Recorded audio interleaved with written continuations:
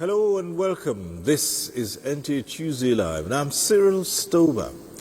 Now, the impact of agricultural recovery and economic diversification policies under the Tinubu government emphasizes the significance of striking a balance between social, economic, and environmental goals to attain sustainable growth.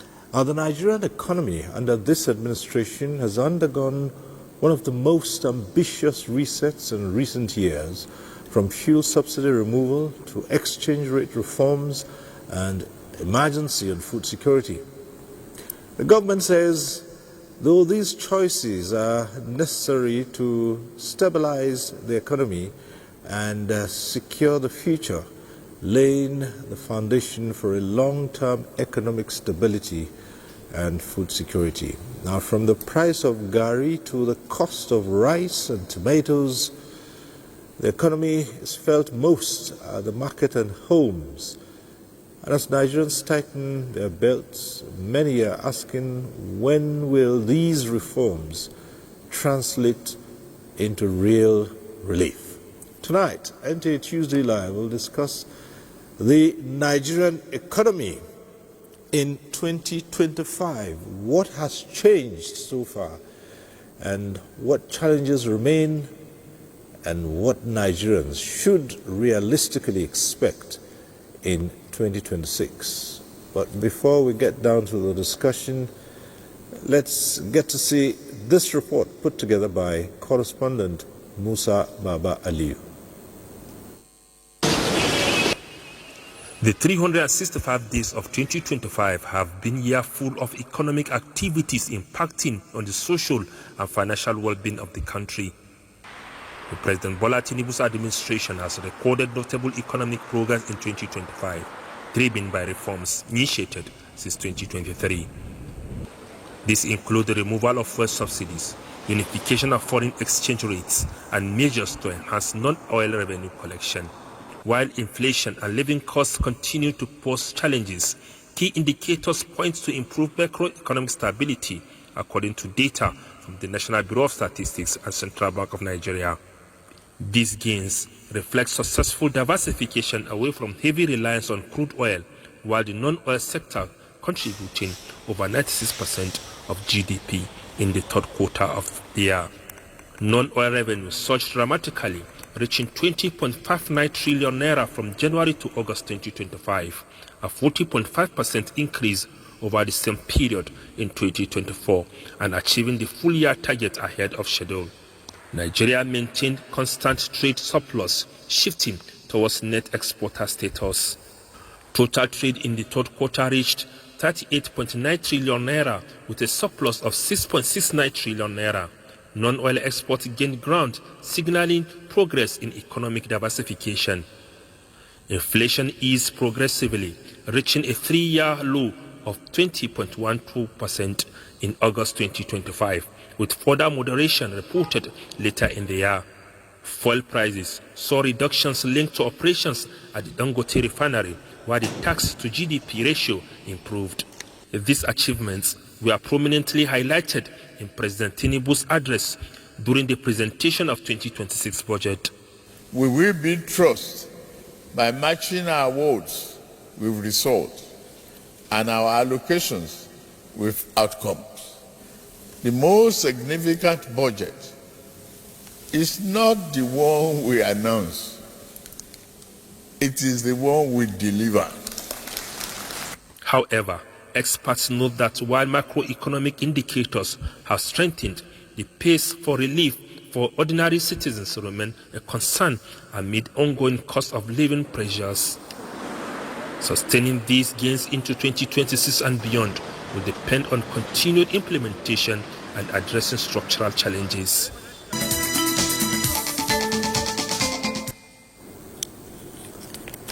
All right, that report sets the tone for tonight's discussion. Let's get to meet our guests. Welcome to this program, Professor Ken Ife, development economist and global consultant. Thanks for being here, Thank Prof. you for having me. Also in the studio here with us is Mr. Kevin Emmanuel, who's an economist. Thanks for being here. Thank you so much for having me. Thank you. Well, joining us via Zoom is Dr. Muda Yusuf, who is CEO, Center for the Promotion of Private Enterprises. He joins us from Lagos via Zoom. Dr. Muda Yusuf, thanks for being with us. Thank you very much. Good evening, and good evening to my friends, Prof. and Kevin. Okay. Well done. Good evening. And also joining us is Professor Mohammed Mutaka. He's a professor of economics. He joins us also via Zoom from Kaduna. Thanks for being with us tonight. Thanks, Paul. All right, we'll get to that as we go on. And so, welcome to NTA Tuesday Live. Today it's all about the Nigerian economy in 2025 and what has changed, as we did ask in our opening comments. What has changed?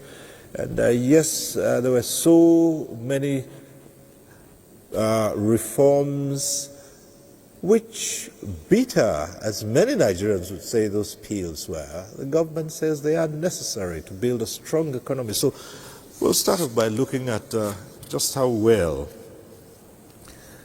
the economy is picking up and how better Nigerians are from the early days and from a few years back. And it's all coming under the renewed hope agenda, which promised economic relief. But Prof, how would you assess that? Two ways to look at it. One is to look at the macroeconomic indices. The other one is to look at sectoral performances, to see what does that actually mean on sector by sector. But the first thing that hits you is, what did the president say on the day he was sworn in? He says he wants to collapse the exchange rates. And I think he has succeeded in doing that. And actually much more than we bargained for, because not only that is steady, but it's also less volatile in the sense that nothing hurts the economy more than imported inflation, because it runs on the back of an import-dependent economy. So we know that is where we have to join forces. But of course, there are other areas. He said subsidy is gone. Subsidy gone. He only got 50% of it, according to World Bank. But then it opened the door for more things to happen. And while we were all struggling, Dangote entered the picture and made dramatic change in our fortunes in that regard. So we have lots of stuff to celebrate on those two areas. Then we'll come to sectors, then you can see what sector performance. You mentioned agriculture a few times. The report talks about agriculture. I have to tell you this.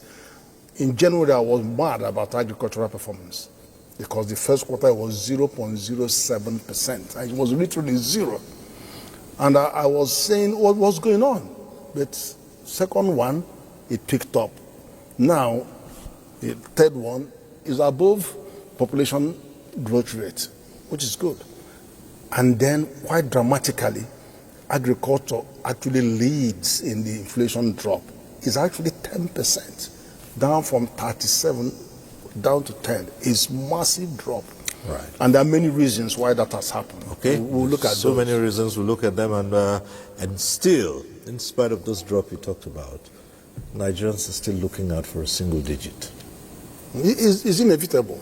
All right. Okay. Well, Kevin Emmanuel.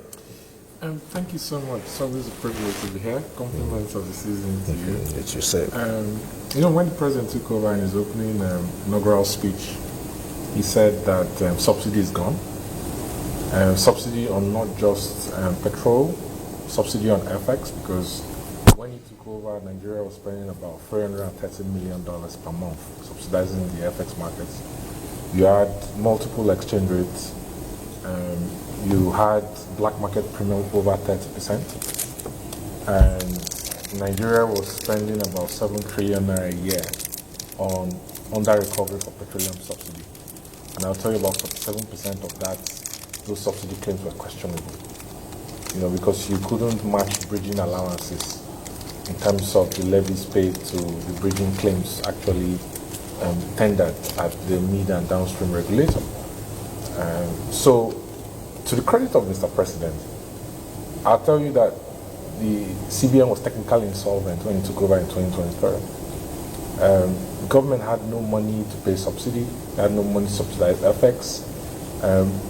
In 2025, the FX market is able to provide its own liquidity without the central bank intervening in the markets. And that is the credit of the central bank in terms of the policy reforms that it has implemented to ensure that this is possible. However, not all the revenues that comes to FAC is reported to FAC. I would say anywhere between 28 and 32% of the revenues that comes to FAC is not reported to FAC today. And that brings serious question about integrity and accountability and oversight of the National Assembly. There are powers of appropriation, the fact that the executive cannot spend any money not appropriated by the National Assembly. I also think that this is the government that has had the most fiscal recklessness I've seen in the history of Nigeria.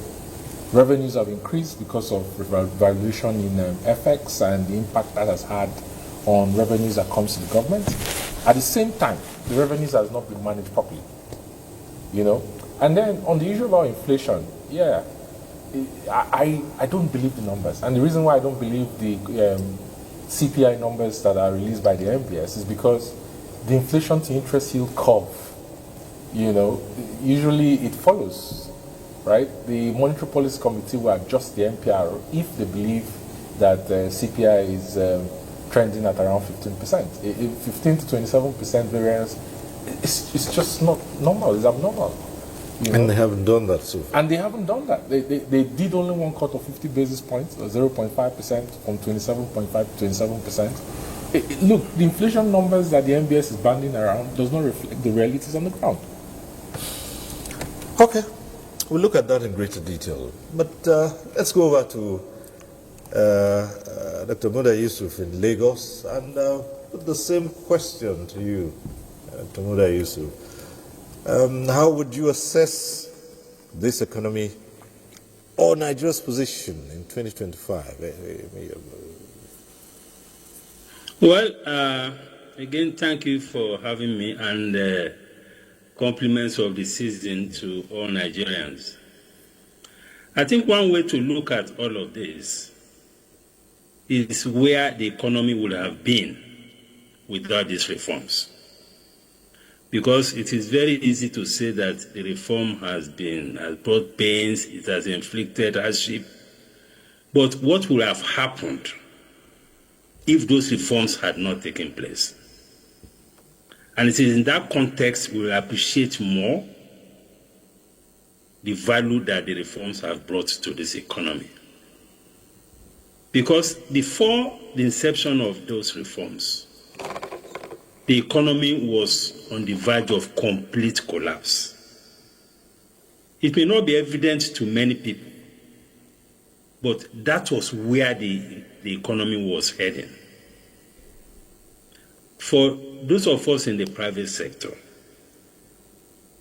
I remember in 2023 first half, we got to a situation where the letters of credit that were opened by the private sector for purposes of import transactions were no longer being honored by correspondent banks abroad, because there was no forex liquidity to support those transactions. It was that bad, and that showed the level of the credibility shortcoming that the economy suffered. And you also know that until recently, for many years, you couldn't go with Nigerian Naira card, debit card, and do any transaction outside the country. That's a reflection of how bad the confidence level was. And from the fiscal position, we were almost completely insolvent, because we are driving the economy with a lot of money that have been printed, sometimes not even fully disclosed. I'm saying this for us to appreciate the fact that the intervention that came as a result of the reform has saved the economy from a major calamity. Because if we had gone through that route and nothing changed, we'd be talking about maybe exchange rate of maybe $1 to 5,000, something similar to what happened in Zimbabwe or in Venezuela. So that context is very important. The second point I like to make is that, yes, the first 2 years has been very, very challenging because of the shocks of the reforms. And from your intro and from the initial comments, we all know that it was very painful. The shock that came from the exchange rate unification, the shock that came from fuel subsidy removal. And the president said it repeatedly in many of his speeches, that if there were other easier ways of fixing the economy, he would have adopted those ways. But there were no other choices than to take those corrective measures. It was like taking a surgery in order to save a patient. And the process of surgery is not always the best for any patient. But the good news is that those shocks are beginning to fizzle out. Things are getting better. I mean, for everybody, whether the citizens or businesses, we cannot compare the situation in 2025 with the situation in 2024 or with the situation in the second half of 2023. There's clearly an improvement. So a lot of progress has been made. The economy is beginning to turn the corner. We are beginning to see significant stability. We are beginning to see some deceleration in inflation, even though my friend said he doesn't believe the figures. But the reality is that we are beginning to see some moderation in prices, especially on the back of the fact that we are seeing some stability in the foreign exchange market. Because the foreign exchange, the exchange rate is a major component, is a major driver of inflation. So when the exchange rate begins to moderate, naturally there's a pass-through effect on prices. So some progress has been made. 2025 is clearly better than what we had before. I agree with you, there's still a lot more work to do, especially from the point of view of the cost of living issues, on affordability issues, and so on. All right, thank you so much. A number of the issues you've raised would be further interrogated as we go on. Time for us to get to Professor Mohammed Muntaka in Kaduna and seek his opening comments. The basic question is, are there any significant or remarkable changes in what used to be and what is now at the tail end of 2025?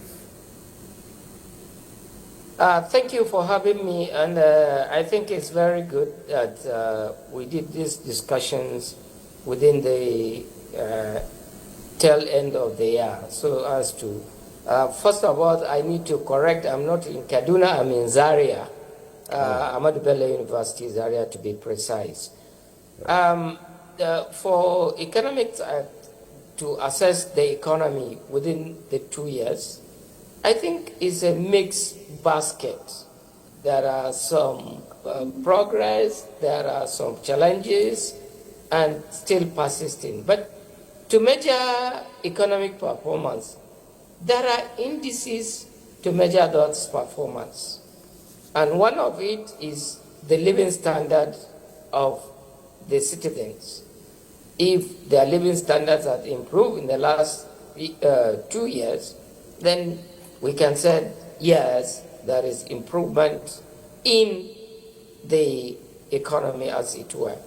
But in some extent, you said the level of employment, whether level of employment, people have job, one of other indices that need to be looked at as a way of measuring economic performance.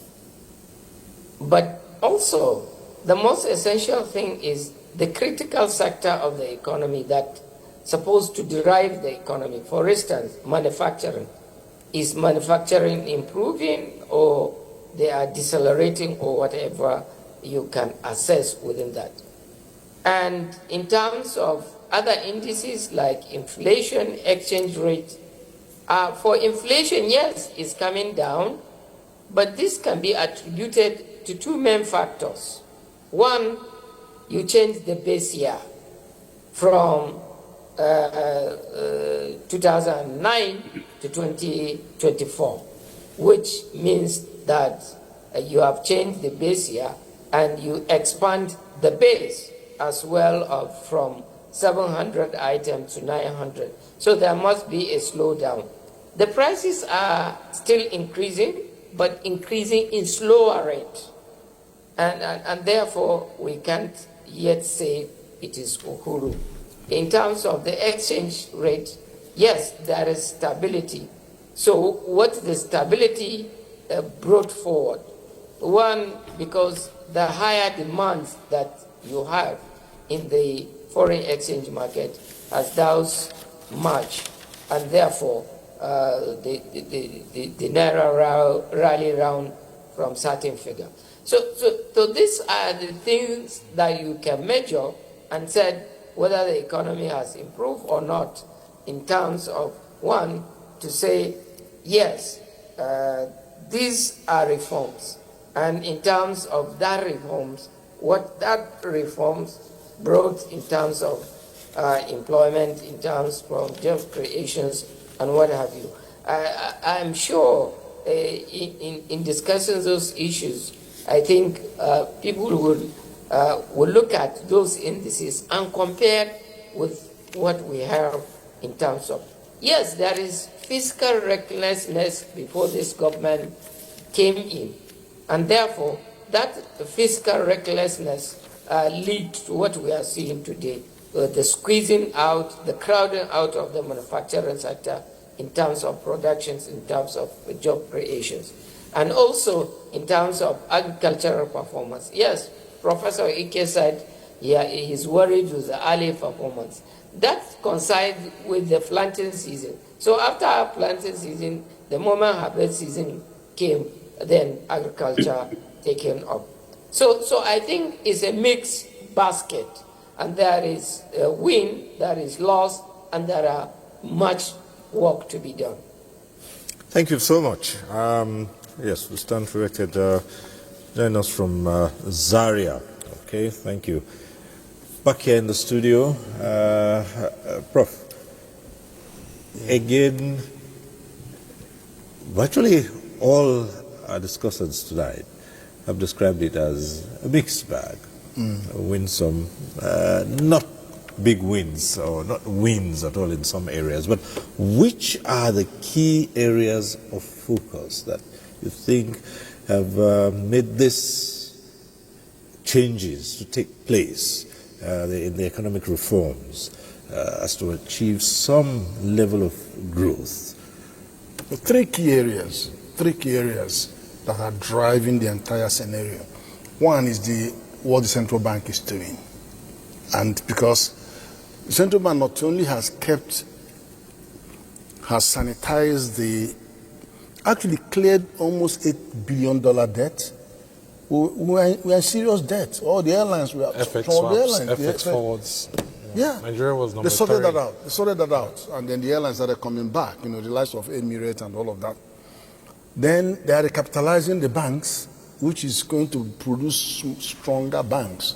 Even though maybe, I don't know, I think most of them have actually crossing through, coming through. Then also, our balance of payment has moved from negative to positive. The last was like $6.8 billion, and then the balance of trade also moved from negative to positive, about 6.65 trillion naira. And this has implication for GDP. But don't forget, GDP has four stands. You've got the household consumption over 70 to 80%, government consumption just under 10%, then you have investment, which is private sector and what they do, and then you have balance of payments. These are the four constructs. So all of them are being affected. Even the tax reform coming in January is going to affect both this household and also the industrialism. So there is so much. Foreign exchange reserves gone up. 46, just came down 45 points. So all of the indices around the health of the financial system, and nobody has ever doubted anything about the financial system stability because they have been stable. Their non-performing ratio 5%, and they're all doing under 5%. Most of them, capital adequacy ratio 15%. They are doing 10, 15 more. That hasn't been an area of serious concern. Then the other one is agriculture. I've just started talking about agriculture. See, the importance of agriculture. President declared state of emergency on agriculture. So what happened was that, one, we went into all year round farming, which is significant. And that's why I now doff my hat for this Minister for Agriculture. I work very closely with him, by the way. So he's got his all-year farming right.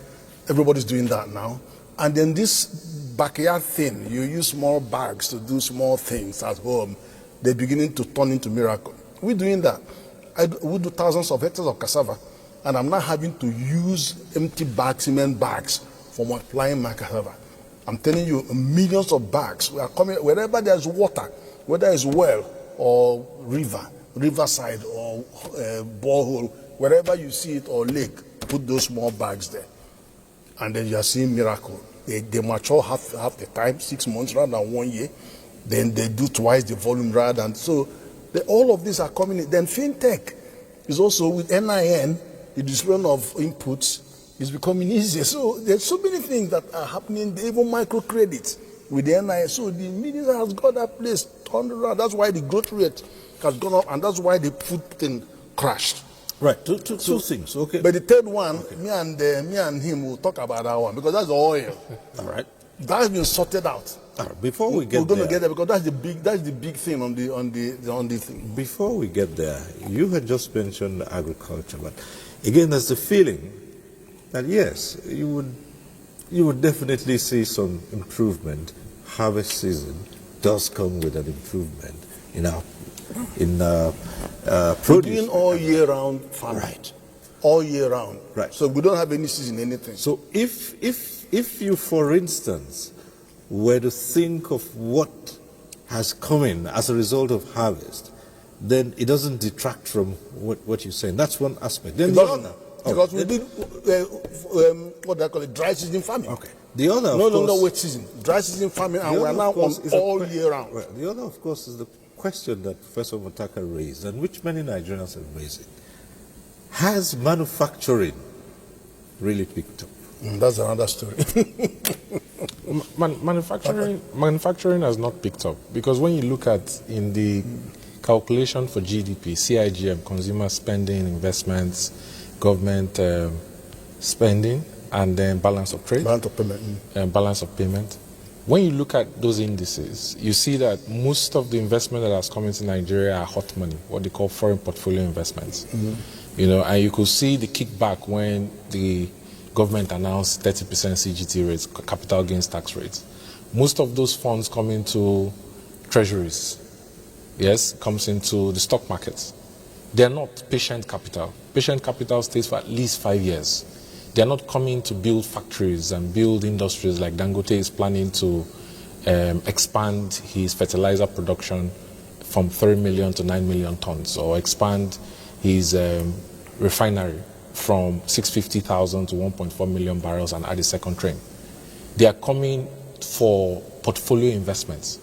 So manufacturing has not picked up because the inflation has kept the interest rates very high.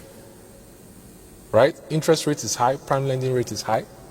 There's been revaluation on fair value gains for interest rates, because after the Monetary Policy Committee announces their interest rate decision, 10 days after that decision, banks are obligated to write to their customers. So existing loans and fresh loans is difficult for companies to borrow. Dr. Muda mentioned that in 2023, LCs were not even being honored. I remember I was on a trip in China last year, and my host told me that there's a company in Ogun State that has had a $2.2 million LC that has not been funded for 2 years. And they were planning to import some equipment into Nigeria to use for B2B manufacturing. That was the situation we're in. It's no longer the situation today because LCs have been honored, right? But the question is, are the credit conditions good for companies to be able to borrow money and do business? The answer is no. So the real sector of the economy has not seen improvements. Dr. Muda Yusuf must be interested in the matter of manufacturing and what and how manufacturing has fared, particularly in 2025. Let's get to him and hear how he explains this. Yes, thank you, Cyril. Before I address the issue of manufacturing, let me make this point. That economic development or transformation of the economy is not only the responsibility of the federal government. The state governments, the local governments have roles to play. And we must constantly underscore that. Because unless we do that, we keep coming up with the conclusion that there are gaps to be filled, the federal government is not doing enough and all of that. I mean, look at the impact of the reform on the revenue that has been accruing to the states. Look at the amount of... They were not able to do that before. These are some of the benefits of the reform that has taken place. And for many of them, I'm not saying all of, for many of them, they are really impacting on their states. I've seen instances where they invest in agriculture, they support their farmers with inputs, with tractors, all manner of empowerment, construction of projects and all of that. We may not be where we want to be. But the reform had a major impact at the level of the subnationals. And many of them have acknowledged it. I know of a particular state that was saying that they were awards with more funds than they were expecting. That's a state government. These things have significant developmental impact. Now you talked about manufacturing. You see, when it comes to the real sector of the economy, we are talking about agriculture, we are talking about manufacturing, maybe mining. These things are driven largely by structural factors. And the structural challenges in this economy are quite huge. And many of those structural challenges are legacy issues. Dr. Muda. I mean, take Kanji Dam, for instance. Dr. Muda. Are you hearing me? Yeah, sure we are. Well, let him land. Let me just land. Let me land. Yes. Let me land. Kanji Dam was built in 1968. Close to 60 years ago. That's a major hydro electricity generating plant. How much of transformation are taking place in Kanji Dam? And you need power to be able to drive industrialization. You cannot sort all these things out in 2 years, especially given where we are coming from. So I admit there are challenges with manufacturing, but most of those challenges are rooted in the structural deficiencies in the economy. And those structural deficiencies are not quick fixes. You can't fix them so easily. Some progress has been made. The government is trying to do a lot under the power initiative to transform the power sector. The federal government and the states are doing a lot on roads and all of that to build infrastructure. And on top of this, you have problem of insecurity. Look at the damage that insecurity has done to agriculture. Look at the damage it has done to the entire economy. Because a lot of resources have to be diverted to be fighting this insurgency and crime. So we need to situate, I'm not a spokesperson of government, but we need to situate this within the context of what's happening. All right. That is the point. I mean, there's a lot to do. We can do more in agriculture, we can do more in manufacturing, but we should know what exactly the issues are. Dr. Muda made a point and said that, a lot of these factors are not the purview of the federal government. And then he talked about structural reforms. And I was just going to respond to that, sir. So let's pick ports, for example. Okay, let's pick ports, let's pick electricity, which are major structural drivers of industrialization and manufacturing. Let's pick ports, electricity, and steel briefly. Most of 80% of port operations in Nigeria is focused in Lagos. As today, as we speak, right? The Minister of Transport, they are currently doing studies for Badagry deep sea ports. AP Mola is going to be terminal operator for Badagry because Badagry has a channel draft of about 16 to 18 meters that Apapa and Tinkan does not have. You know, it has a shore to sea of about 14 to 16 kilometers, sorry. It's the shortest distance to the sea in the entire Lagos coastline.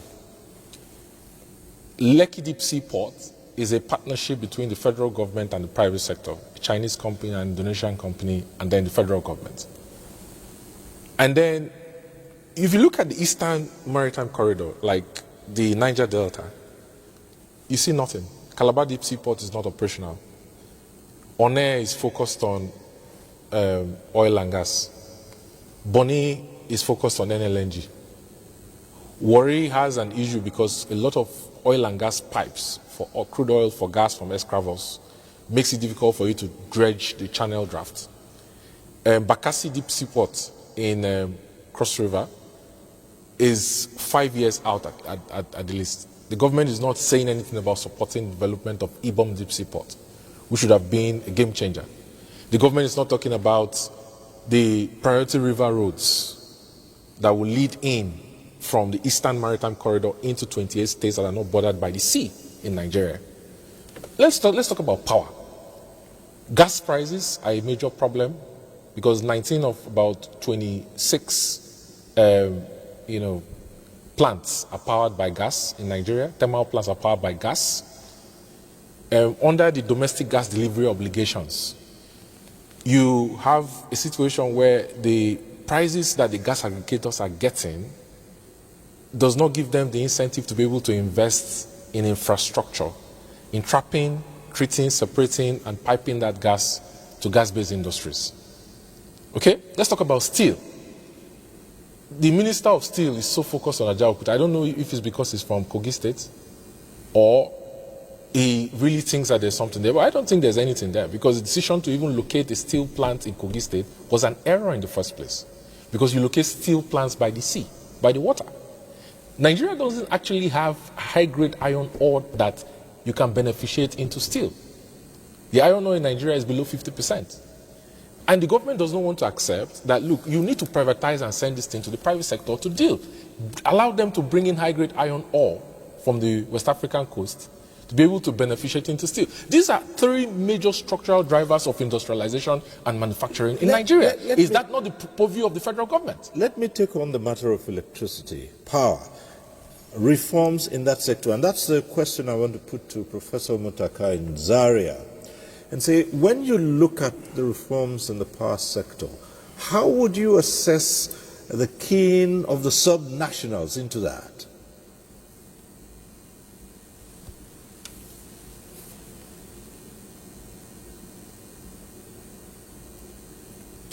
Professor Mutaka, are you there? All right, while we sort that out, we also have a number of reports. Let's get to see this one from Akure. Show that President Bola Ahmed Tinubu's renewed hope agenda has continued to shape Nigeria's economic direction in various facets across states of the Federation. Among the agenda focus is the agricultural sector in Ondo State, which is identified as a major driver of growth, food security, and job creation, which has made significant impact in the outgoing year 2025. The impact of the renewed hope agenda in the state have been evident as farmers benefited from federal input distribution such as herbicides, farm tools, and irrigation equipment, particularly for staple crops. Ondo State government also aligned with the federal agenda through land development, mechanization, and promotion of agribusiness and youth participation. We in Ondo State too, we have made sure we plug into the Renew Hope agenda of Mr. President, and through all the development interventions that we get, we have been able to be training our youths and women in cassava production, poultry, farming, and some other farming activities, fishery and the rest. Agriculture remains a key pillar of Ondo State's economy, with crops like cocoa, cassava, rice, oil palm, and fisheries supporting employment and income. Investigations also show that Tinubu's Renewed Hope agenda in agricultural interventions have also helped reduce production costs and increase output, although with some challenges. The area of tractorization, we don't have equipment for tilling our ground. We don't have where we can store our grains. Security of food tomorrow may be very mean. Experts say looking ahead to 2026, the prospects for agriculture in the state and Nigeria depend on policy continuity, expansion of agribusiness, among other strategic implementation. Government has to ensure that policy, the right policies is put in place, like issue of rural roads, like provision of amenity in the rural community. Experts also say expanding agribusiness and value addition will be critical to unlocking the full potential of agriculture and ensuring long-term economic growth.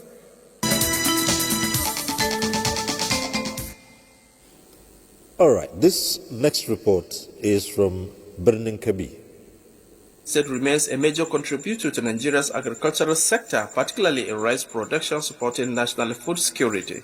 With fertile soil, favorable climate, and access to water from the Niger River Basin, the state supports large-scale farming throughout the year. Under the Renewed Hope agenda, the Kebbi State government has intensified support for farmers through targeted interventions to boost productivity and reduce cost. Rainy season, if you can compare the two, at times the dry season we get more yield than the rainy season. When you concentrate on solar system, you will get a bumper harvest far better than the way it used to be. Key among them is the Kaurangondo Agricultural Development and Growth Initiative, which provides farmers with farm input free of charge. We have distributed over 30,000 solar-powered pumps. We have distributed 10,000 petrol pumps. We have distributed 10,000 CNG pumps. All this is targeted at reducing the cost of energy or the cost of irrigation so that our farmers will continue to produce. Federal programs including Agri-Cell projects are supporting climate-smart agriculture, sustainable land management, and environmental restoration. We have equally come up with a climate-smart agriculture profile of the state. The essence is to look at or to inform our farmers on the vagaries of climate change so that they will be able to adapt and become resilient to the challenges of climate change. The introduction of fortified rice and plan for special agro-industrial processing zones are expected to strengthen food security, attract investment, and create jobs. These efforts have resulted in increased production and bumper harvest, reinforcing Kebbi State's position as one of the Nigerian leading agricultural hubs. As the state looks toward 2026, agriculture remains central to economic growth and the success of the Renewed Hope agenda. All right, coming from those two reports, let's wonder if Professor Muntaka is back with us via Zoom from Zaria. Let's confirm that and find out if, yes. Okay, Prof, are you there?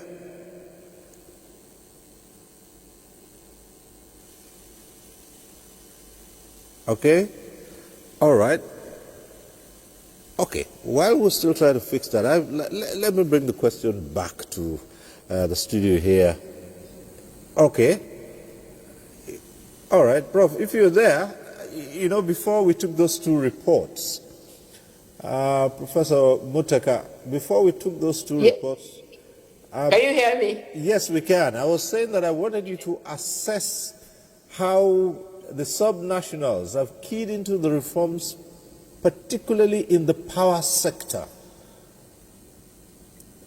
Yes, like I was saying, that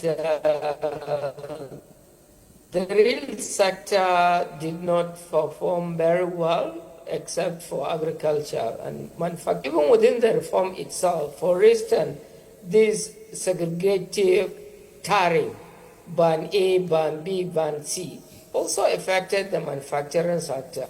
So there is no way you produce when you have a high cost of productions. Also on subnationals, the subnational, there is only in terms of the state level. The local governments are excluded because the governors don't release money to them and they don't allow them to function properly as it's supposed to be. So based on that, in terms of the power reforms, that they can establish their power generation state, to the extent that anywhere in the world, major functions of public utilities are the backbone of productions, and therefore production can only be done in the process where there is a stable power and energy, as it were. So the state can be involved in that, but to what extent? Because their own understandings of governance is beyond the delivery, the social service to the people. So the most essential thing, and when you look at the financial sector, yes, people are saying financial sector is stable. Stable in what sense? They are declaring profit while the industries are collapsing in our face.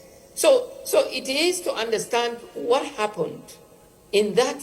Is it the reforms that making them not to lend to the real sector rather than short-term credits? So these are some of the issues that you look at. And also in terms of ranking, it's not formal to say that it's okay, the reform is working because the inflation is coming down. Anywhere inflation beyond 4% is a crisis period. We are almost on the 12-14%. So there is the need more work to be done to understand the economy itself. What are we doing right so that we can emphasize on that? And for instance, you know that the cost of transport is directly correlated with the issue of the supply of energy. So at the moment you affect the transport sector, all other sectors will be affected with that. So in a more realistic way is to say that even if the subnational are really doing what they are supposed to do, the reforms we cannot say is yet uhuru. But still, there are a lot of things to understand. One, there is no much coordination between the fiscal side and the monetary side.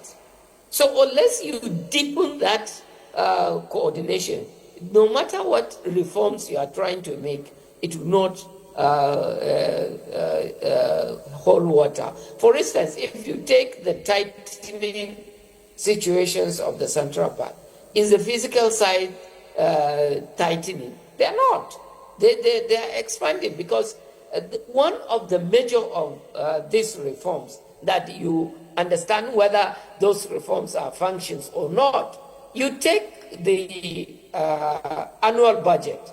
What is the performance of the annual budget? For 2025, there was no capital expenditure on those. It's about 13%. How do you then measure the performance of your reforms? One, the basic instrument of budgeting is not working perfectly. We operate 3 budgets in one cycle, and now we are going to roll over both the 2024, 2025 up to march. So you start within that pedestal to understand that, yes, the reforms are not really in terms of giving the real value for this reform. And when you want to examine this, you find the level of poverty in the economy from both the data of government and data of the World Bank, the creditors, are saying the poverty level is expanding. So how reforms work with expanding poverty? These are the critical question to ask ourselves. If those reforms are working, then the level of poverty should drop. The living standard should improve.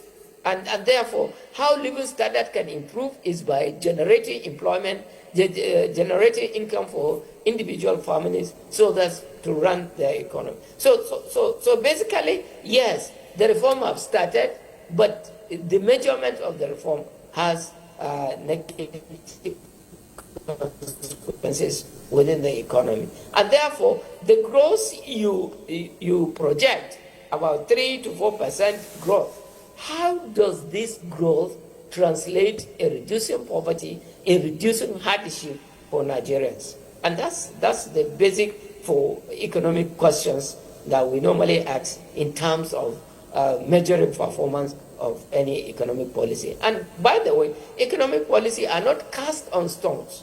That's why you review them and said A and B is working, B and C are not working. So you recalibrate and indeed try to achieve what you wanted to achieve within the shorter time.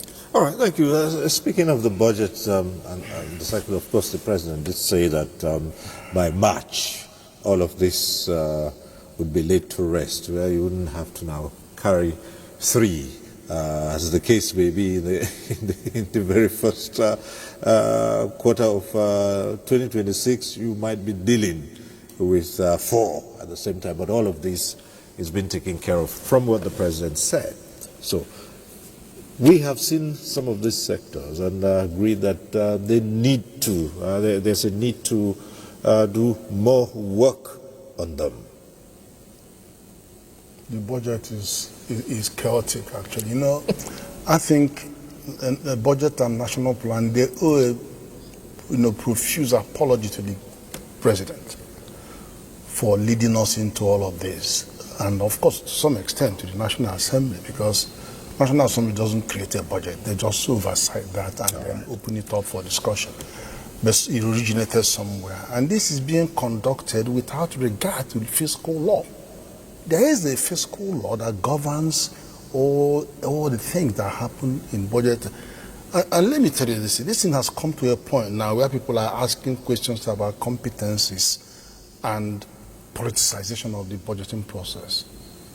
At Cebu, we are talking about new medium term 26 to 30. I haven't seen the report of the 21 to 25 before you begin to look at the new one. And I was a chair of 3 of the technical committee. I chaired science and technology and innovation, digital economy and bioeconomy. I haven't even seen where we are beginning to have a discussion. And then something was saying that by December you have a, I haven't seen anything. So, my brother, it is an exercise in recklessness. Because you remember in your program here, many times I said, there are guidelines when you do fiscal strategy paper. There's fiscal benchmarks are based on some science. You have American Energy Information Agency that gives you like 3-year projection. And the projections there was $65 to $68. And you are coming with a benchmark of $75. That doesn't connect to any reality. Because normally you go below the projection so that you can have a headroom. That headroom allows accretion to excess crude account and then accretion to reserves. From there you fight your currency. They wipe that out. But by the way, why are you leaving that head? Why are you doing that 10%? Who are you leaving it for? Then on the budget on the crude production, you went for 2 million barrels when actually you were doing 1.4. So when you multiply 2 million by 75, is an accident waiting to happen. And we said it time and time, but the operators don't listen. I mean, in your program here, you've seen when I talk to Ministry of Internal Affairs. The minister does something the following morning. You talk about education man comes. You talk about health, he's delivering, agriculture is delivering. That's not what we are seeing. That is not what we're seeing, because all the elements of that law are being violated. 4 months before you budget year, you haven't started. Budget performance you see every quarter, you haven't seen it. And where will I start? I was even going to say that the Ministry of Finance does not have a cash flow waterfall model that it uses to scientifically project the price of crude oil and what revenues is accruable to the federal government of Nigeria based on the price of crude oil. Crude oil price is Brent, that is used to measure the 34 blends of crude that is produced in Nigeria, is actually hovering around $59 to $60 a barrel. And there are indications that if Russia comes back officially to the market, if a deal is struck with Russia, and Russia is brought back officially to the market, for example, the supply is going to lead to prices coming down to anywhere around $48 to $50 a barrel. That is already below Nigeria's cumulative unit cost production per barrel. Yeah. So what's going to be the fate of the budget? National Assembly is saying they are putting... EIA says for first quarter, 58, 54, 54, 56. That's what it is going to be, dollars. That's what it's going to be.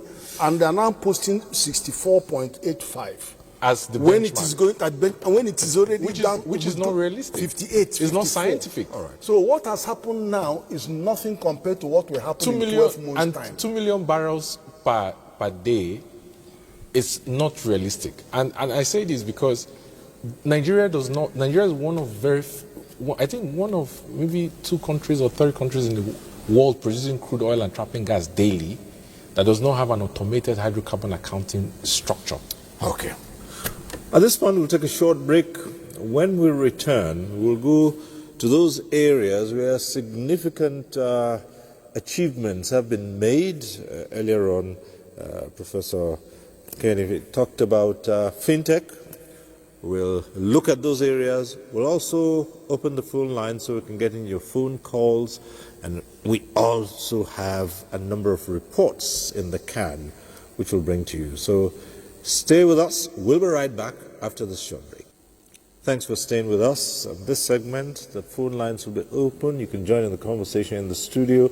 As we say every Tuesday, if you're calling in and your call gets through, turn down the volume of your TV set to avoid the hurlback or the echo. And we also encourage you to go straight to the point, keep it short, so others can also get on the platform. And we always say one way of knowing your call is through to the studio is you see your name appear on the screen.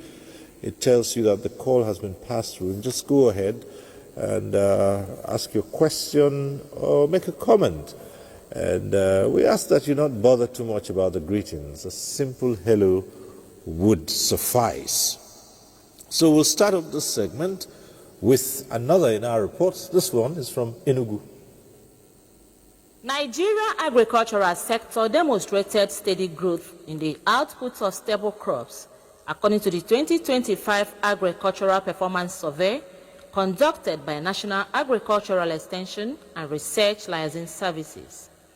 The survey showed increased production of main crops such as maize, sorghum, millet, yam, and cassava compared to 2024. This expansion contributed to a reduction in food prices across the 6 geopolitical zones, with significant declines in staple crops, indicating availability in the local markets. Other items have dropped. We are very happy. But red oil, actually, we don't know the reason why it has refused to drop. Prices of things really came down, not quite down, but at least there is a lot of differences from the last market I attended and today. Agriculture has continued to be one of Nigeria's most important contributors to the economic growth in 2025. This performance reflects a notable contribution to gross domestic product, GDP, and a strengthening role for agriculture in the broader economy. However, the 2025 budget by the federal government marked a significant increase in funding for the Ministry of Agriculture to support food production, mechanization, and value chain development. Value addition is very wonderful. So because the federal government has support, and then brought in some of these programs, that will help complement the effort of the federal government, that is why farmers are getting this even rosy. Based on the current trend, residents in Enugu believe that the agriculture sector in 2026 is expected to build on the gains of 2025 with continued expansion in staple crop production and greater focus on value chain development. In Enugu State, the present government, through farm estates and other policies from agricultural agencies, are partners in pushing for stronger planning systems, including conducting dry season survey to monitor year-round production. As 2025 winds down, experts in the sector say the agricultural system is poised for continued progress in 2026 as security measures are aligned to support resilient food bounty in the country.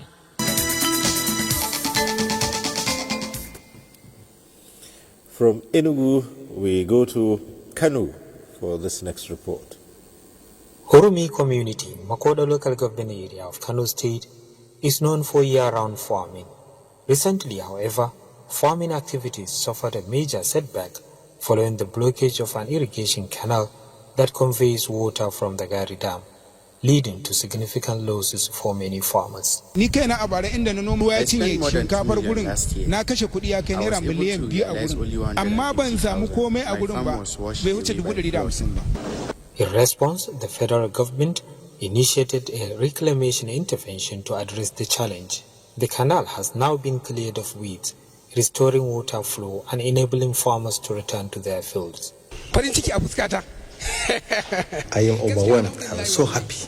To further advance the food security objectives of the renewed hope agenda, arrangements have been concluded for the resumption of work on the abandoned Malikawa Dam and its irrigation scheme. That we can have enough food to feed our people and also export whatever is in excess. Meanwhile, through its agro-pastoral development project, Kano State government is set to commence construction of a 3.1 billion litre capacity earth dam and irrigation infrastructure in the Dansosia forest. This is in addition to the introduction of modern farming techniques and the provision of farm implements to boost agricultural production and generate employment opportunities. These interventions are expected to enhance productivity and accelerate economic growth through agriculture.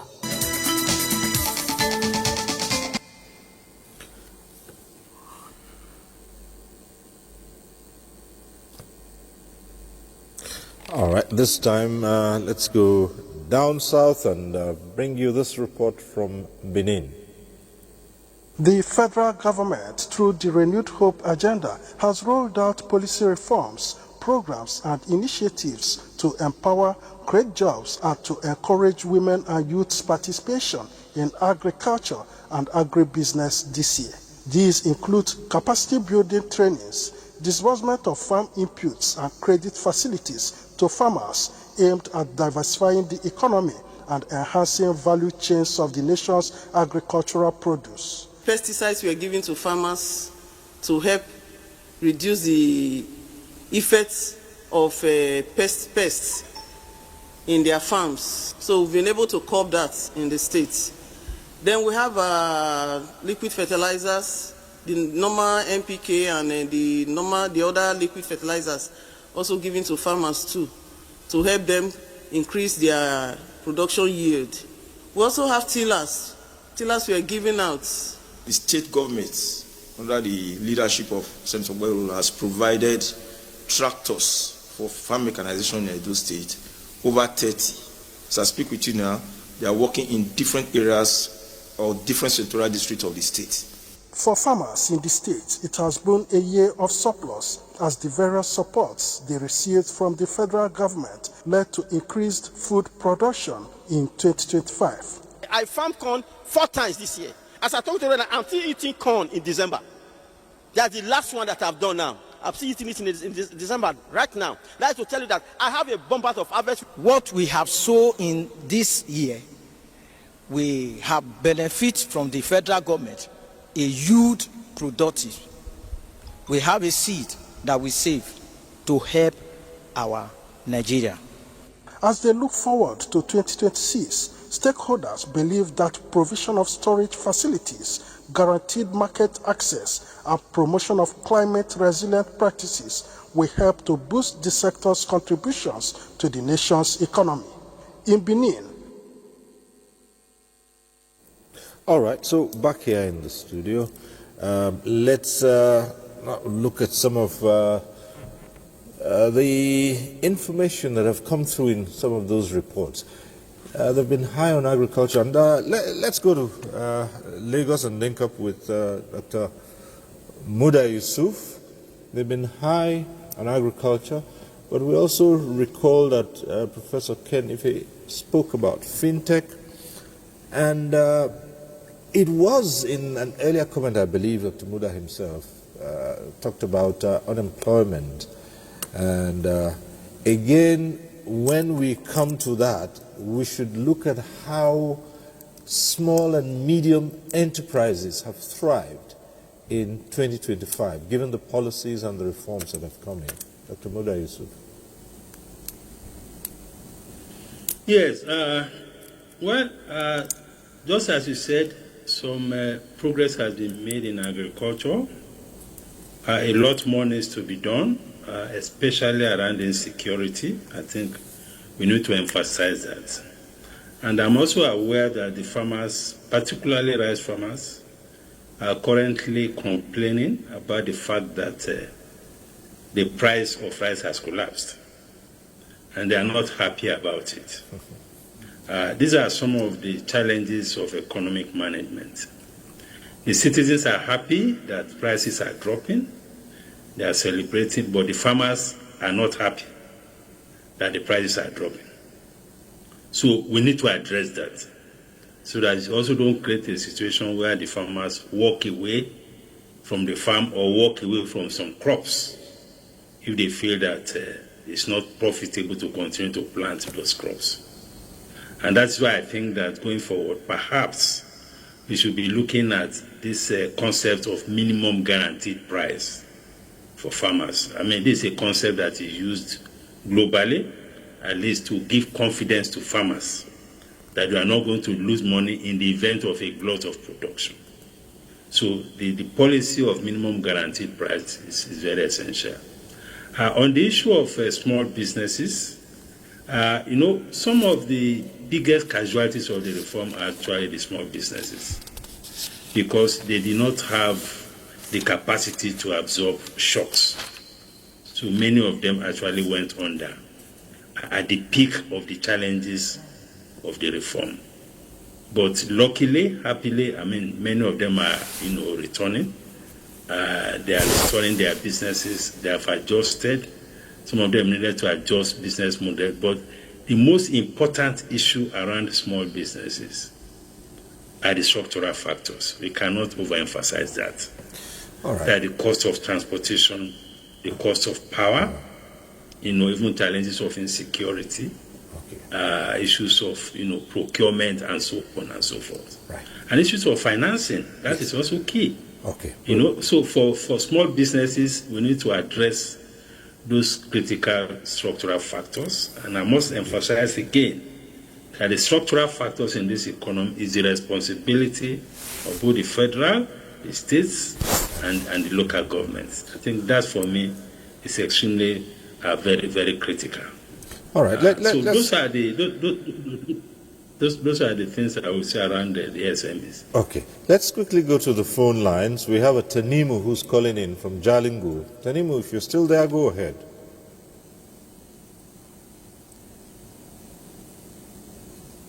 Tanimu. All right. I lost that call. I'd like to keep those calls coming through and see how we can take them up from there. Yes, Prof, if we come back here to the studio here in Abuja, the matter of small and medium enterprises and how they fared. Of course, as Dr. Muda Yusuf has said, a lot of structural challenges have affected the performance of the SMEs. But that, albeit, They're finding their way back now. But it's very tough. And this still comes back to some other things. We talked about some of this because at the outset, the central bank said they're not going to do much at the moment about domestic finance intervention. And it's understandable because of what they met on the ground. So that means that some of those cushion or other things we are coming there, they're not going to be there for now. Then we also have the issue about the high interest rate and the repercussions on borrowing for this category of that sector of our economy. Then, but the president, in his speech, said three things. He said, no more subsidy. He wants to liberalize the forex, but then he says consumer credit. So I took that consumer credit, and then I developed papers on that and said, that is one thing you can apply to cushion the effect of those two things I've just mentioned. Yeah. Targeted at the MSMEs, because those who are manufacturing, because we are a cash economy, 100% cash, so buy anything, buy a car, buy that. If we can channel that consumer credit to those manufacturing, but then we can buy. No. You put 10% down or 20%. Who is going to pay the difference? No, that's where the credit drops. It drops to the demand. I gave an example. Okay, because this is a way to get them back into. If you might just pause a while, we have the scholar from Delta. I'm not quite sure about the name, but if you're on there, can you just introduce yourself quickly, and then you're on. The caller from Delta.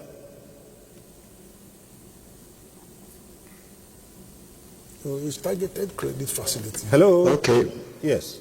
My name is Kromaga. Okay. I'm calling from Delta State. All right. Go ahead. Yeah. First, I think I have to congratulate you people that this is the first time that NTA is actually behaving neutral by bringing somebody like Mr. Kelvin. Normally, I don't usually watch NTA except Tuesday Live, but today you guys were neutral. Now, my question is, the reforms and the agriculture you people are talking about, I don't see how it's affecting us in Delta State here. The seedlings and the fertilizer, it doesn't get to the local farmers at all. Two, the reform from the federal government, I don't see how it's impacting on the living standard of common Nigerians. As I'm talking to you, for almost a year now, my car got knocked engine, and I've not been able to repair it because of the cost of spare parts, which skyrocketed after Tinubu entered power. So I don't see what the game the government is usually talking about, because it's not reflecting on the living standard of common Nigerians. So whatever the government is saying, they are all lies.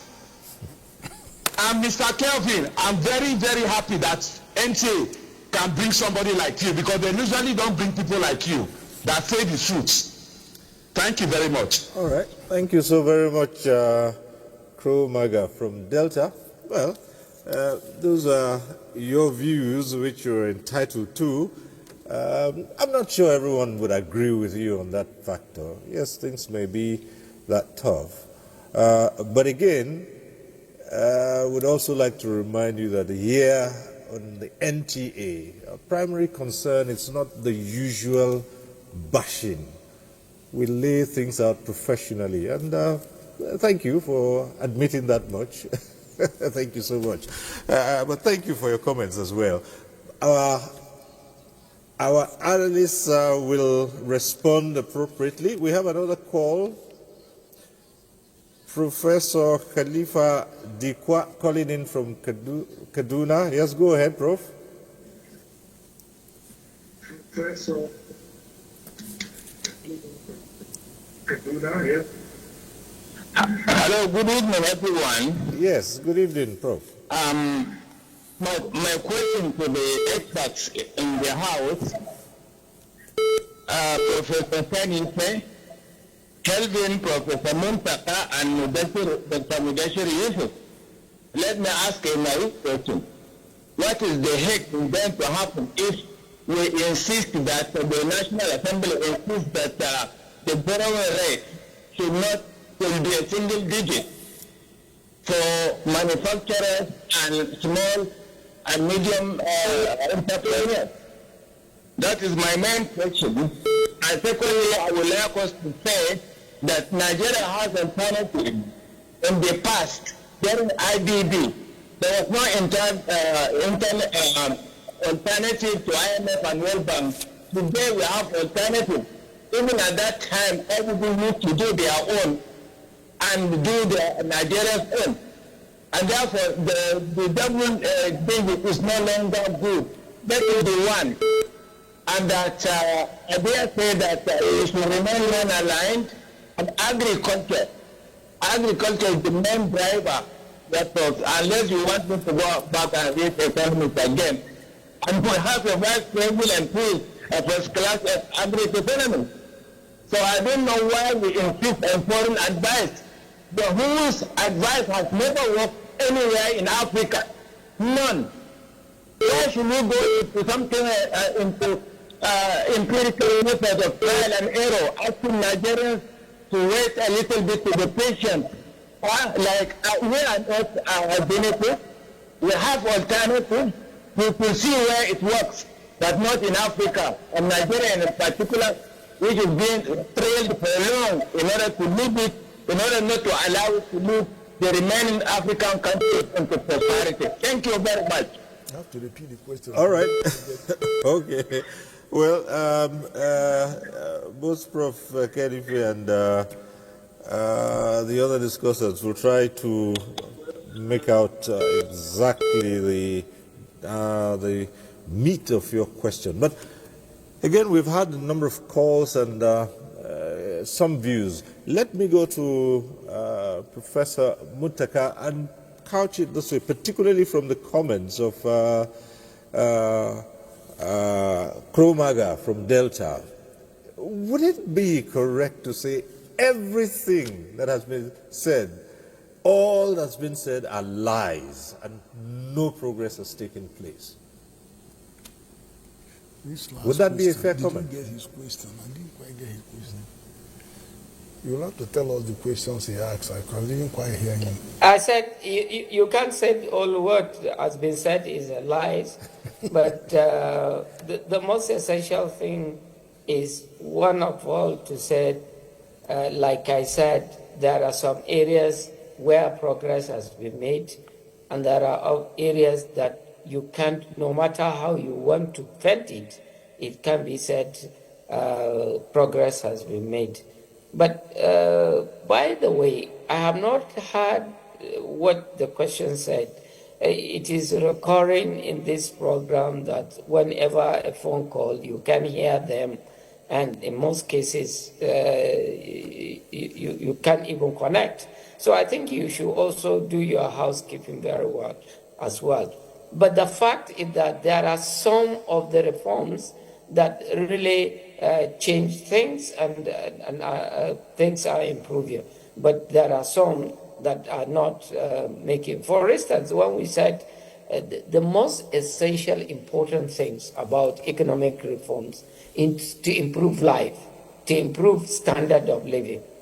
Is it fair to say to Nigerians that their living standards have improved?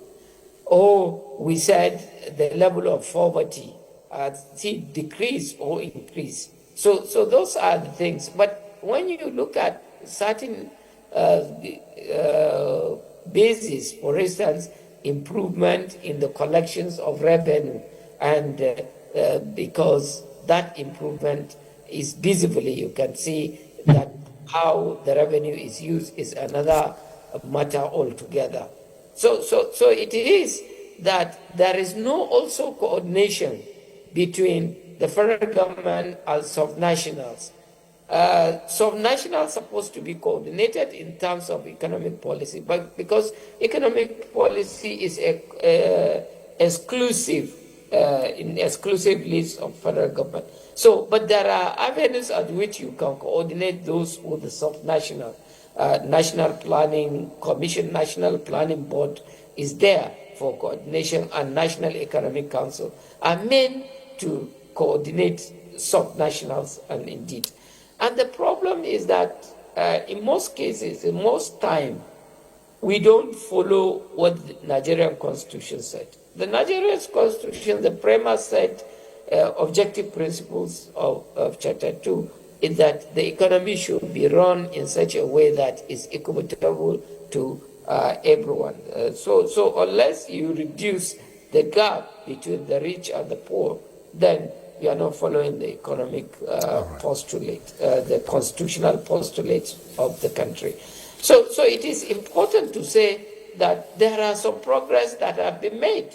And indeed, for instance, if you state all the performance of certain MDAs, the procurement of international passport, there are improvements there.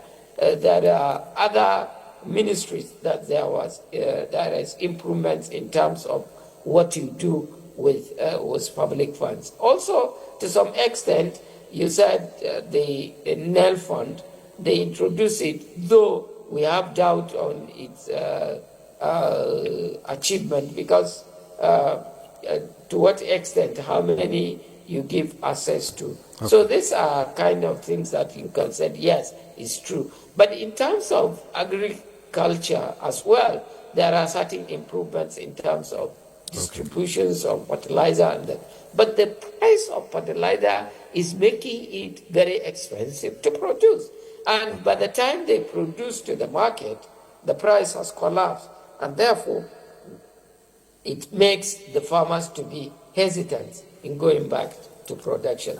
So in a more comprehensive manner, there are improvements, there are failures, there are things like what I said about budget performance. You can't say there is improvement in the last 2 years in terms of budget performance, because from the data we have, you have some negatives in that areas. So I think we can't say what said is lie, but there are some areas that you have to give it credit to the government, as well as there are areas we will call them to improve if they want the reforms to perform. All right, just before you come in, let's get this caller who's been on the line for a while. Sani Phillips calling in from Abuja. Hello. Sani, go ahead.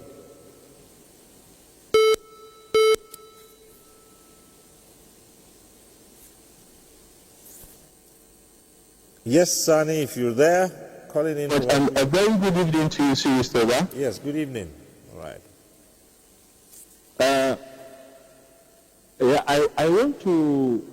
I listened to the man who called from Delta, and I was a little bit worried in terms of his perceptions, and this is what brings me to this question. It seems to me like Nigerians do not understand that we operate a constitutional democracy. And we are not emphasizing on our local economies. No government in the history of Nigeria has given funds to state governments. Today, our state governments are richer than they were maybe 4 years ago. But Nigerians are not asking or holding accountable their leaders at the state level.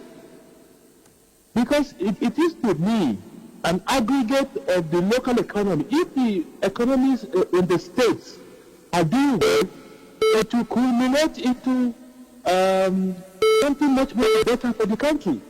So instead of always talking about the federal government, nothing is working, this is not working, how have we held our our governors accountable and our local economies in managing our local economies?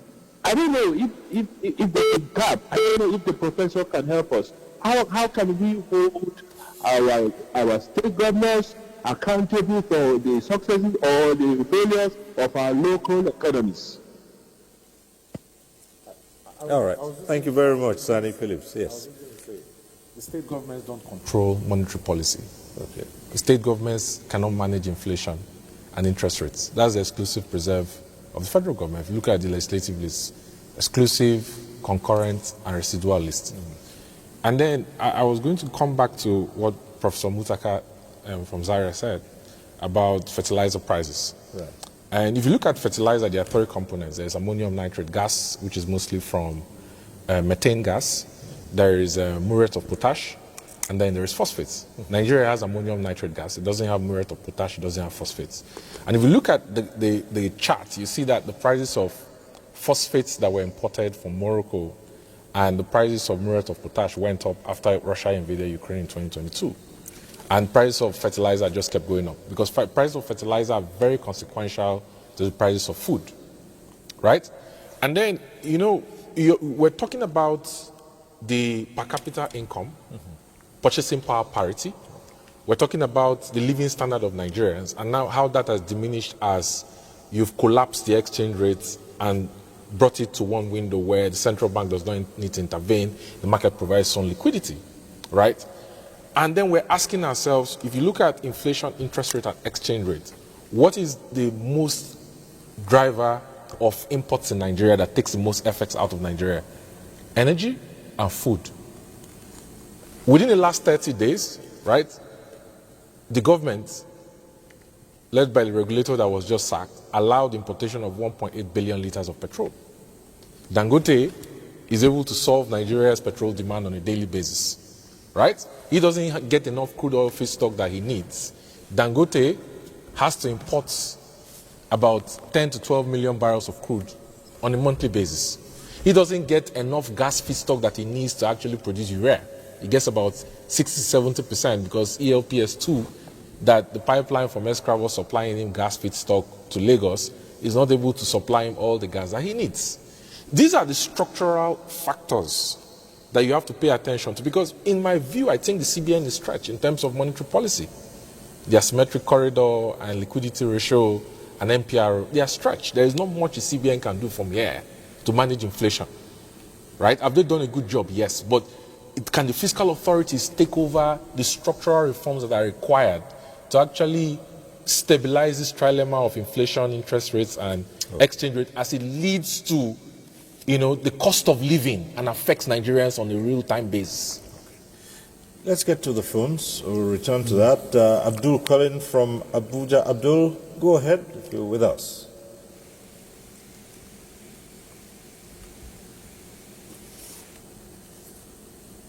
Abdul? Thank you. My name is Abdul from Abuja. Yes. The policy of government, it doesn't help matters. Millions of Nigeria are going into massive poverty. How can the government be able to curtail this problem? Because if they didn't, next year is going to be very worse with the policy of the government of tax reform that they want to use and implement the budget of 2026.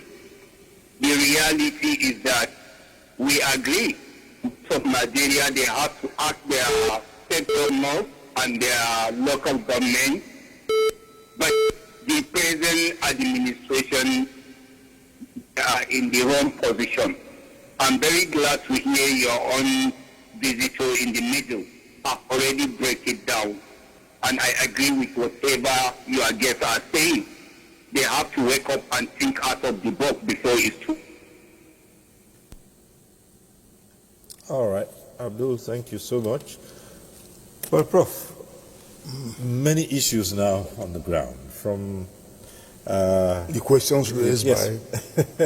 by Kevin. By Kevin. Kelvin, yeah. And something I wouldn't like us to lose sight of. It's something that Dr. Muda Yusuf said with particular reference to rice and rice farmers. Yeah. The price stabilization of some sort. It's come down, but the farmers are not happy. Minimum price guarantee. All right, yes. Well, I'm a victim because I was selling Gary. I produced in my factory 60,000 naira last year. Now I'm selling 20,000 naira. Then I have 1,500 hectares of cassava right now. Okay, now let's attempt your question. You see, you're looking at the connection between inflation, interest rate, and exchange rate, and how would you get that to touch the man on the street? To be honest with you, this is the same question that we raise when we are saying we are posting growth of 4.2%, but the quality of that growth is questionable because it doesn't impact on employment, it doesn't reduce poverty, it doesn't hit the ground. So where is food in this? Where are the basic needs in this? And where are the import dependency in this? Because that destroys productive capacity that creates employment. And if you look at the sector generating the growth, oil sector did 20% 2 quarters ago, 5% last quarter. Okay, that was oil. But then non-oil area, especially services, are driving the growth. But the question is, the growth in the ICT, the growth in the banking sector, insurance even 20-something%. Does that give me food? Is it the insurance that will give me food? Is it the currency, crypto, or that? Or the music? Is that going to give me food? Because at the end of the day, what is it that actually hits and adds value to the raw materials you have that creates that employment, that feeds you? And that's where the poor man is connected. So when we talk about our numbers, they still don't move things in their respect. But the second one that you were pushing, and Muda is right. Muda is right because the price stability is, in our project we were saying, okay, we guarantee 100% offtake from all our farmers, and I'm afraid I had to give them the price that I promised them last year to be able to take all their crops, because I know if I don't take them off them and go and process and take all the losses, they won't grow cassava next year for me. So I have to maintain that. How would you enlarge this? There is insurance, but insurance deals with the fallout of flood or whatever. Okay, but this is what market. Reasons. What do you call it again? What the consumer, marketing board or something like that. The other citizen requires is lower prices. Now, balancing that against what the producer, the government creating like a minimum price guarantee, like Dr. Muda suggested, and creating a backstop to ensure that if there is a sudden price shock, it doesn't take the producers and farmers into losses, is where the actual programs, subsidies, agricultural subsidies should actually come into. Yeah. That's where it should come into. Those are the targeted subsidies that you need in the agricultural sector to be able to give confidence to producers to invest money into production, real-time production. And America does that very well, because although food is not on the development agenda of America, it's actually in the diplomacy. So that's why they could say don't supply food to this country, and then they pour it into the sea and pay the farmers off. And they will subsidize. And do you know, during our EPA arrangements, Europe refused to bring food subsidy on the table. They will not, because the next thing is that all the French farmers will block all the streets. They subsidize food, but they don't want us to. Rather, they want us to subsidize consumption, when you should be subsidizing production. Okay, back to the phones. Christian is calling in from Abuja. Hello.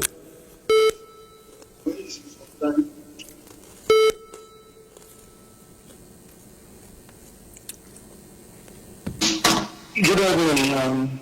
Yes, go right ahead. So, yes, go ahead. I'm Prof, and then I didn't quite get the name of the young man there that is actually giving us the rating. Not that the profs and the other people are not giving us the rating, but it's been hard on the truth. My major concern is where they're coming to now, which is how does the improvements, especially in agriculture, affect the common man on the street? What I mean by that is, please let us change the narrative in advancing the agri ministry, the agri gurus, those who are holding the posts in the areas that are safe of improving, to please bring it down, let it hit the ground. Like Professor K is saying, you are Prof, this is Mr. Anuwake from NCC, you know. Let them hit the ground, let them hit the common man, let the effects be felt. And then in those areas that we are saying that are not improving, what are the nitty-gritty, what are the, let's bring it down to the common man's language.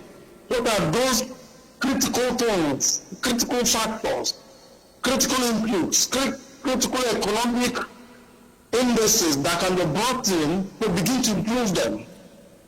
Like standard, like they say something about the gaps between the international standards in the price of oil, forecast, and in the production of the crude oil. Please, can we begin to tell those who are in charge in the Ministry of Petroleum and in other such ministries, and I mean gaps, let them begin to put their various estimates in very critical, essential, objective factors. Why do we say we are going to produce 2 million barrels a day when we are sure we cannot even make up to 1.5 million barrels a day? And that means we are underproducing by 500,000 barrels, and when you multiply that into 31 days or 30 days in a month, you know what it means. So please let us begin to talk to those who are in charge directly. Tell them what they can do to improve where employers are not being felt, and where they are being felt, how do they affect the common man directly? How does it be felt in the streets? How does it go down? Thank you. Thank you very much, Christian. All right, so at this point, let's bring in Dr. Muda Yusuf once again in the matter of SMEs, the prices of goods. From what Christian is saying and from what a number of callers have said, I have this challenge in determining how it should go. We want the prices lower. We want to pay less for those goods. In fact, there are those who would say, let's go back to how, the cost of goods some 10, 15 years ago. But again, what does that speak of the producers? And how can this balance out? Dr. Muda Yusuf started talking about it, and we've had one or two other opinions here. How do you determine that you bring the prices down and everyone is still happy? Well, it has to do with government intervention. Because even if you are running a market economy, there's always a window for government intervention. And that is why in economics we talk about market failures. And the whole idea of market failure is that the market cannot fix everything. So whatever the market cannot fix, the government has to fix it. That is the whole idea of market failure. Now, in this particular instance, I think in the conversation that you have had, there was this discussion about the cost of fertilizer. What are we doing to bring down the cost of fertilizer? That requires some specific targeted intervention. What are we doing about the cost of financing? You cannot expect people who are in manufacturing or who are in agriculture to be going to the open financial market to source funds. It cannot fly. So there has to be subsidized credit. The same is true about investment in things like irrigation facility, improved seedlings, tractors, harvesters, all the equipment that you need. There must be deliberate policy of government to crash the cost of production. That is one way in which you can have a win-win. Because if their cost is lower and the prices are not so high, they will still have very good margin. The challenge we are dealing with is that the costs are high, prices are dropping, their margins are shrinking. That is why they are not having, and nobody is compensating them for that. So from the cost of production or from the production perspective, we need to be very deliberate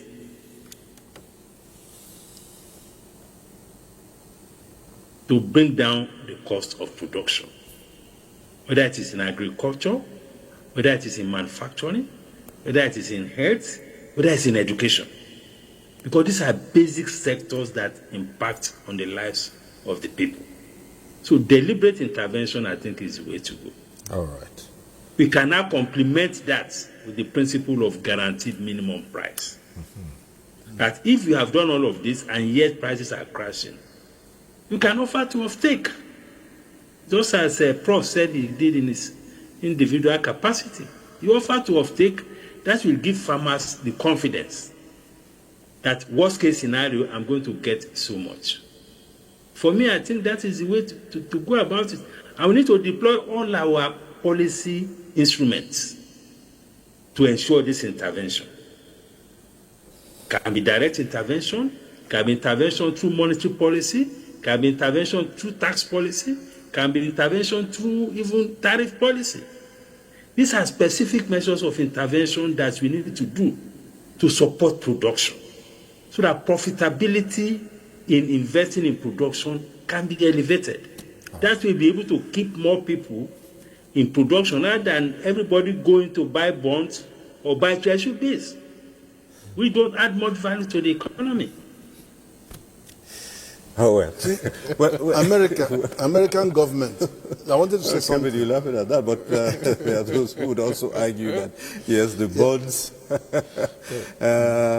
would be another way of making it. Yeah, it helps to finance government. Right. But it doesn't add to real sector growth. Right. Okay. But somewhere along the line, it also has its values. Right. Certainly. See, China stopped the importation of millions of tons of American soya beans.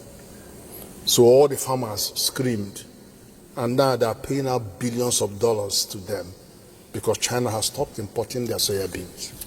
That is an intervention. And that's a subsidy to the production level of production, not on consumption. Okay. And if you remember in 1984 or 1974, when we started this oil OPEC something, Henry Kissinger, they tried to stop the OPEC. We said we were going to have copper union. They said, oh, these guys are going to come on soya beans, rice, and all that. They now decided to come together, and they said we must subsidize rice, maize, and soya beans. Okay. Those three were being heavily subsidized to make sure that they can secure their own stomach, because they don't know what Africans and these people are going to do next. Let me tell you how I think we can bring inflation down.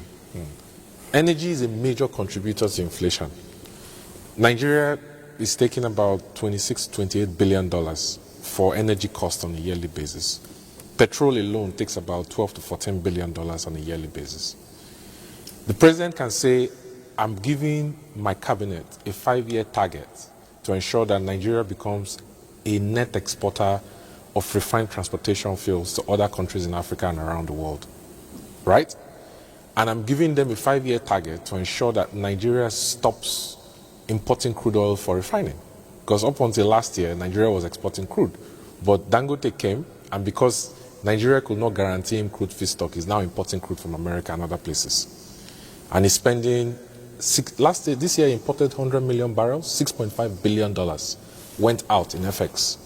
Your balance of payments affects your GDP, net external reserves, your net asset ratio, right.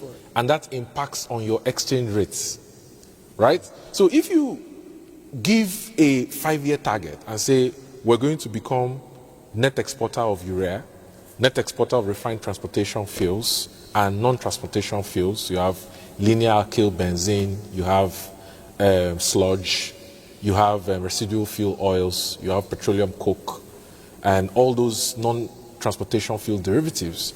it will impact on your exchange rate, and that will impact on inflation, and the CBN will start, the MPC will start revising interest rates back to fair value, right? But the question I have is, given all the machinations happening, is there political will from the State House to ensure that the commercial refiners in Nigeria can get the crude they need in Nigeria, and that you can reduce drastically if the domestic refiner has the capacity to supply the local market, considering how much FX?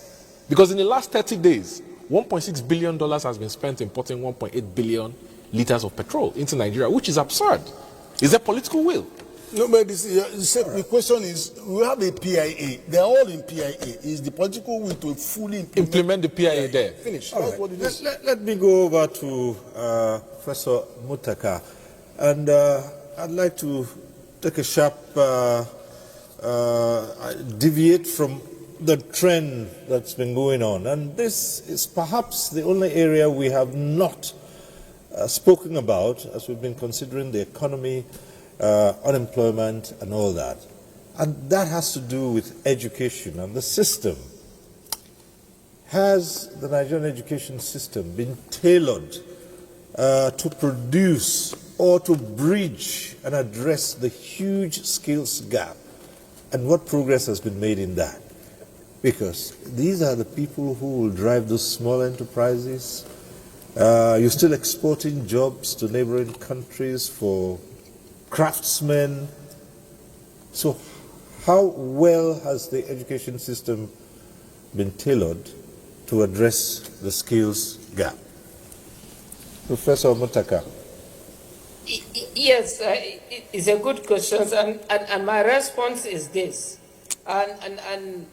There are 2 tiers or 3 tiers of education system. One, there is those at the university level, polytechnics and colleges of education. These are tailored to serve certain purposes. But when you lump them together and said skills gap, what does that mean? For a university graduate, I'm not training him to become a carpenter. I'm training him to become an intellectual person that can move into any system and find himself and excel. And that's what we have been doing over the years. And when you find our graduates all over the world, they excel because we give him the analytical capacity to be wherever he wants to be, because the rudiment of that training is to develop a human mind that can adopt any situation. For instance, let me give you an example. If you train an economist, for instance, you're not training him for an operational level of banks. But when he comes to the bank, he finds it easy for somebody who has studied religious studies. You find he has to learn the concept. But these ones, they were training them for intellectual research and deep analysis of what is happening. That is at one level of education, and you did say yourself that there are 3 tiers. So let's take all of it. I said the education system as a whole. The second tier you are talking about is where you trail the skill and the manpower. But the fact of the matter is that, one, there are days of facilities. In the early 70s and 80s, if you go to any secondary school, you go to their technical workshop, you will find out even our current university will have not that technical workshop. But most of that workshop at the public level, public institutions have collapsed. And the best brain to impact on that skill have led the system, either left the entire education sector to another thing else because of lack of remunerations and motivation. And at the lower level, you find out the best training. From 1970s, 60s, 70s, 80s, what you are required to do at the LEA level is to pass a common entrance. If you pass a common entrance, you will be admitted to an institution where you will be given all the facilities for you to excel. So there is a problem in terms of education. One, there is underfunding. In the last 20 years, education has not achieved more than 10% of annual budget of this country. So you find out that there is dearth of facilities, dearth of motivated, skilled people that's supposed to impact. So unless you realize what you are supposed to do as government to generate and direct the fundamental principle of allowing education to drive the process, it will not work. So the fact of the matter, yes, there are skill depth, but it's not unrelated with what you find in the sector. All right. And on that note, we'll have to thank you very much, Professor Mohammed Muttaka, joining us from Zaria via Zoom. Thank you for your contribution to this program. We appreciate you. Thank you for having me. I appreciate it. Please repair your phone lines. All your programs, you find out your phone lines are not going through. If they go through, nobody hear anything. Please, you are large enough to deal with this issue. Please. Thank you. I appreciate it. Thanks. Also, let us extend our thanks to Dr. Muda Yusuf, CEO of Center for the Promotion of Private Enterprises. He joined us via Zoom, but from Lagos. Dr. Muda Thank you very much. We always appreciate your contributions. Thank you. Thank you very much. My pleasure. Thank you. And back here in the studio, Kevin Emmanuel, economist. Thank you for your incisive analysis, and we appreciate your contributions. Thank you for your thoughts. Thank you so much for having me. Right. Yeah. And Professor Ken Ife. Thank you. You're always at home here. Yeah. Thank you. Thank you very much. Such a pleasure. Right. That's our program today. We thank you for watching. Next week, we'll be back with NTA Tuesday Live. I'm Cyril Stover. Bye for now.